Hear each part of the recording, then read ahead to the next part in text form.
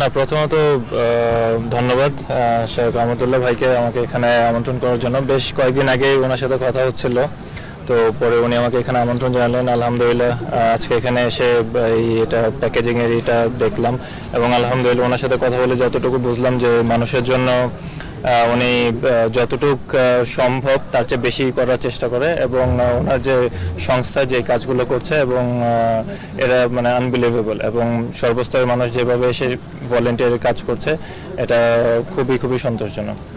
আপনি যেহেতু এসেছেন এরকম একটি উদ্যোগে নিশ্চয়ই আপনারও অংশগ্রহণ থাকবে, সেটা একটু জানতে চাচ্ছিলাম। ওই বিষয়টা আমি প্রকাশ করতে চাই না, কারণ এটা রিজনটাও আমি ওনাকে বলেছি, এটা খুব ভালো করে উনি জানেন। এটা আল্লাহর কাছে জমা থাকলো, এটাই আমার কথা। একটু জানতে যে এই এত বড় একটা বন্যা হয়েছে, সাধারণ মানুষও কিন্তু আমরা দেখেছি শুধু এখানে মানুষ ঝাঁপিয়ে পড়েছে। আমরা টিএসসি দেখে শুরু করে সবখানে কিন্তু মানুষের যে উপস্থিতি বা এইরকম যে এগিয়ে আসা আগে কিন্তু হয়নি। এটি আসলে মানুষের মধ্যে যে মানবিকতাটা বাড়ছে কিনা বা এত বড় বন্যার পিছনে একটু কারণটা? অবশ্যই আমার কাছে মনে হয় এটা মানুষের ভালোবাসার টান, আল্লাহর অশেষ রহমত এবং মানুষের প্রতি মানুষের ভালোবাসা না থাকলে এই জিনিসটা হয়তো বা হতো না। মানুষের প্রতি মানুষের যে টান, সেটা আমার ভাই হোক, আমার বোন হোক, আরেকজনের ভাই হোক, বোন হোক, সন্তান-সন্ততি হোক, সবাই আমরা ফ্যামিলি।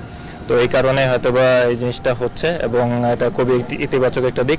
সর্বোপরি এটা আল্লাহর অশেষ রহমত। এখানে আরেকটু কমপ্লিমেন্ট আছে যে আমরা দেখেছি সারা দেশব্যাপী তো সংগ্রহ হচ্ছে, বিভিন্নভাবে অংশগ্রহণ করছে অনেকেই, কিন্তু আমার কাছে যতটুকু মনে হয়েছে যে আসন্না ফাউন্ডেশনের এটা সব থেকে বৃহৎ পরিসরে হচ্ছে এবং সর্বোচ্চ সংগ্রহ হচ্ছে বলে মনে হয়েছে। এইখানে আস্থার কোনো মানে জায়গাটা তৈরি হয়েছে কিনা, আলাদা কোনো আস্থার জায়গা তৈরি হয়েছে কিনা? এটা এক কথায় মানে বলা যায়, কারণ যদি মানুষের আস্থাটা যদি ওই পর্যায়ে না থাকতো তাহলে হয়তো বা এরকম ফান্ড হয়তো রেজ করাটাও কঠিন হয়ে যেত।